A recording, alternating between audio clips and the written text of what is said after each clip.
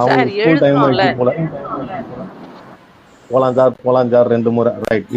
இப்போ flower remedy உள்ள வர போறோம். நீங்க தான் பதில் சொல்ல போறீங்க. சத்தியமா நான் சொல்ல போறது கிடையாது. நீங்க சொன்னீங்கன்னா தான் உங்க மண்டையில, அதாவது மைண்டு டீசெண்டா சொன்னோம்னா அப்பதான் உங்க மண்டையில பளிச்சுன்னு ஏறும்.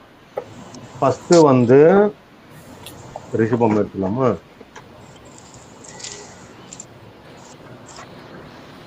ஃபர்ஸ்ட் வந்து மேஷ ராசி. சரிங்களா? Impatience. ஃபர்ஸ்ட் மேஷம் தானே? நான் சொல்றது கரெக்டா? Mesha Rasi. மேஷ ராசி. அந்த மேஷ ராசி என்ன பண்ணும்? துருன்னு இருக்குமா? அது நெருப்பு தத்துவமா சூடா இருக்கும். அது ஒரு இடத்துல உட்காராது, ஒரு இடத்துல அடங்காது, சொல் பேச்சு கேட்காது. அப்போ என்ன கேரக்டரா இருக்கும் 37ல? அது Impatience for me. அப்ப இம்பேஷன் வருதா?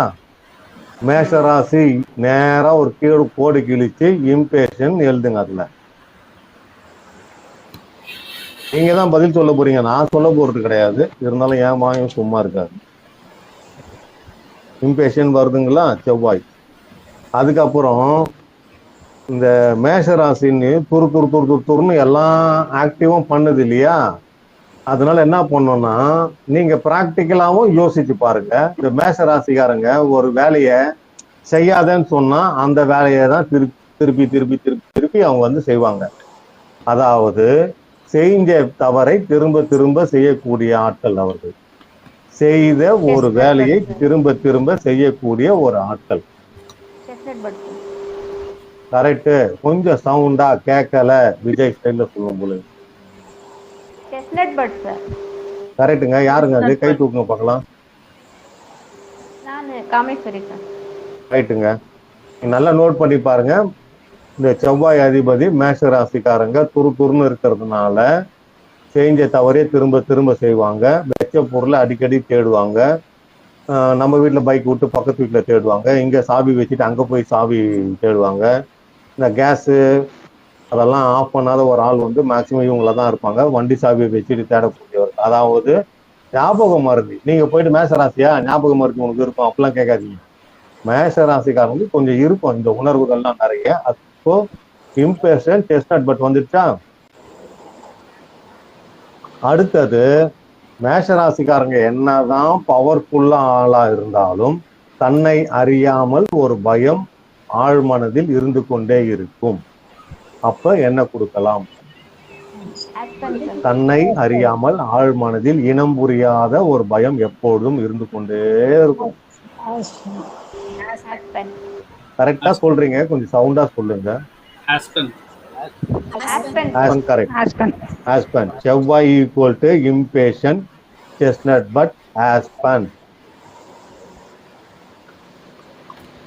அப்புறம் ஒரு ரெமெடி அவங்களுக்கு கல்யாணத்துக்கு எங்கன்னா கூட்டு போனோம்னா கூடியே ஒரு சின்ன கவர் எடுத்துன்னு வருவாங்க. ஏன்னா கல்யாணத்துல போடுற இந்த லட்டு வாழைப்பழம் வெத்தலை பாக்கலாம் நைஸா அது உள்ள போட்டுப்பாங்க.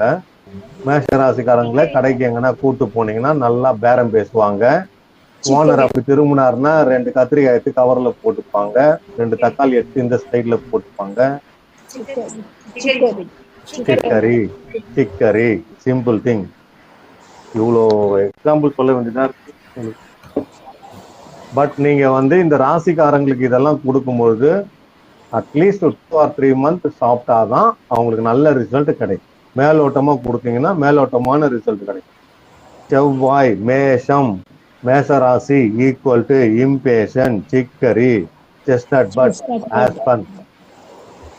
இது எல்லாமே பாத்தீங்கன்னா டாக்டர் எட்வர்ட் பர்ச் அவருடைய வெப்சைட்ல இருந்தும் ஆலிவ் ட்ரீ அப்புறம் ஹெர்பல் ட்ரீட்மெண்ட் அப்படின்னு டாக்டர் எட்வர்ட் பர்ச் அவருடைய ஓன் இன்ஸ்டியூட்ல இருந்து எடுக்கப்பட்ட வெப்சைட்ல இருந்து எடுக்கப்பட்ட நாலேஜ் இருக்கக்கூடிய இன்ஃபர்மேஷன் தான். சரிங்களா? அதுல இருந்து எடுத்து என்னுடைய சொந்த அனுபவத்துல புகுத்தி பார்த்து ரிசல்ட் கிடைச்சதை நான் உங்களுக்கு ஷேர் பண்ணேன். மேஷராசி துருன்னு இருப்பாங்க. அதனால இம்பேஷன் ஒரே தப்ப திரும்ப பண்றதுனால செஸ்னட் பட். என்னதான் வீர சூரம் போலீஸ்காரன் ராணுவ வீரனாக இருந்தாலும் தன் ஆழ் மனதிற்குள் தன்னை அறியாமல் ஒரு விதமான பயம் இருந்து கொண்டே இருக்கும்.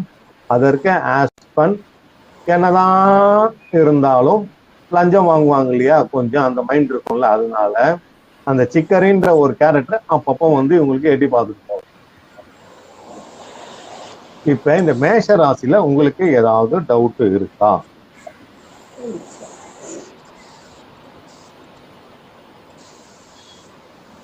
இல்லை சார்.